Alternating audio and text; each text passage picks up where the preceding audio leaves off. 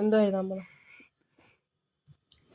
രാവിലെ ഞങ്ങൾ തന്നെ രാവിലെ അച്ഛയാണ് ഞങ്ങളെ വിളിച്ചത്, എണീപ്പിച്ചത്. അതിലൂടെ അമ്മ എണീറ്റു.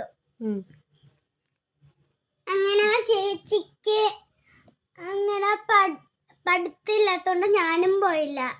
ചേച്ചിക്ക് എന്താ പഠിത്തമില്ല? സമരം വന്നിട്ട്. എന്ത് സമരം? എക്സസൈസ് വന്നിട്ട് ചേച്ചി പോകുന്നില്ല. അങ്ങനെയല്ലേ? എന്ത് സമരം? സമരം എന്ന് വെച്ചാ എക്സസൈസ്.